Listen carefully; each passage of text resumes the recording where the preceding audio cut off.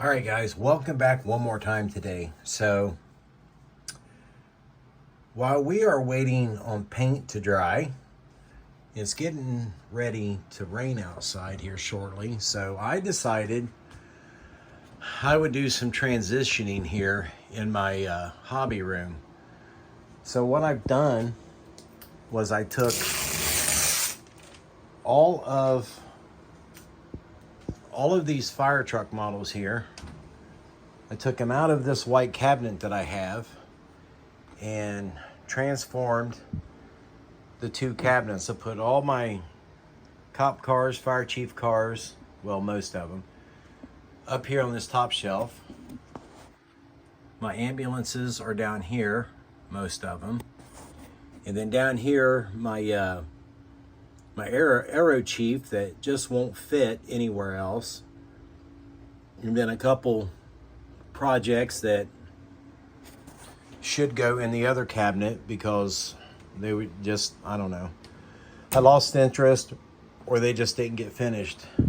But over here, now this case, my stepmother gave this to me a few years ago, and man, I just absolutely love this thing. The spacing is really wide on it, man. It fits, you know, a lot of cars. So I step back here, I can get 3 full-size truck kits in there on one shelf. So I just decided to go ahead and get all my fire trucks out of the dark, so to speak, put them up here so they can see a little bit of light of day. And this one hasn't been out since I built it. I do need to remake the lights for the top of it. They fell off. Here's my a bunch of my vintage scale emergency lights I made and keep on display for myself. My 2 vintage Johan kits. That's a totally scratch built rear end on that fire truck, as is that one. That's my parade truck. It's a resin cab. This one is the AI or the AMT auto car dump truck that I scratch built the whole back for. Excuse me. This one is the Ford stake bed truck, I think it was. Or this one might have been the what was it? The Hostess cake delivery truck. But I scratch built the back end of that. This was a resin cab. And then this is the AMT pumper body that I mated with it. Of course, you know, you guys are familiar with that one. There's my the first open cab pumper I did, my white American LaFrance. Other than me cutting off the top and just adding some extra details, that is pretty much the kit. I did make the bumper on it and stuff like that. There's another AMT LaFrance kit. I made the high side doors on this one, added the front bumper. Other than that, it's box stock. Here's another resin cab with a scratch built rescue body on it. There's my 132 scale that Greg Smith donated to me, and love that kit. This is a resin cab with a scratch built tanker body on it. This is my 63 Ford F600. That's a resin cab with the LaFrance body. No alterations to the body, but the cab was all resin.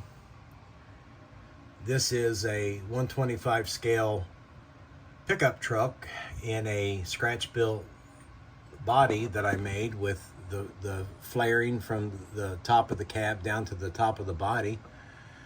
And then this is my what I call a 72, I think it was, LaFrance kit that is basically box stock except for the front bumper and all the details that I added to it. Now, if you look at the front of this one and the front of this one, they were built as a, like, to match each other. They were a set. And then real quick up here, I got had a friend whose father used to work for the Fremont, Ohio Fire Department. And I had the fire chief car and the rescue squad that I built. And I had a pumper I built from a 41 Chevy pickup truck that once it was done, I won first place with it at a contest in Cincinnati, and I gave it to him. So I don't have that to complete my set. And then my buddy that lives right next door in Queensland, Australia, sent me a couple shoulder patches over Christmas. So thank you, Ben. I appreciate that. Kind of wish you did live next door, but you know, old FDNY patch. My patch there I got from Robert over at BNR's Northern Horse Adventure. And then just up here, some of the AMT 70 Ford cop cars that we've turned into fire chief cars, and just ones that have been around my hobby room forever that might be missing this, that, or the other. But, you know, I try not to use a whole bunch of glue, you know, when I build these. So my parts, after about 3 or 4 years, tend to want to fall off. Here's a good example. I was moving these around, and one of them lost an antenna, and I haven't figured out which one it is yet, but I'm glad I found the antenna. But I will be transitioning all of this into one of my other spare bedrooms because all of my kids are gone now. So I have all this stuff that I just talked to my wife about it, that, you know, I want to move all of these display cabinets and things into one room and just leave this room as my build room. I got this display cabinet over here. It doesn't have any glass on the front of it, but you know, these are all some of my rebuilders, and I got my HO scale stuff over here, which, you know, I do have an HO layout in the basement, but like everything else I have, it never got finished. Sorry about the glare. And we have, you know, my box art, wall art. We got some vintage kits over here. This cabinet is full of I have fell apart too much, so I can't display you models in it. Like, I got a couple Fords in here that the tires came off of them, so they're just over here waiting to be repaired. I do have some space in there, but we've got some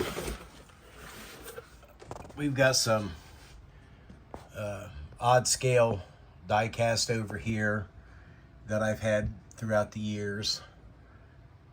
I mean, I've sold some of them in the past. Here's my my shelf of, yeah, I'm gonna get to that, but I never do. And then the same down here, we've got, you know, more odd sized die cast down here that needs to be took out, cleaned. And this big Walthers Fire Department, I need to build that. That's HO scale, and I paid a whopping $37 for that. But I wanna build that so that can go up here, you know, with my other firehouses. I have all these on my channel too. They're down a little bit farther.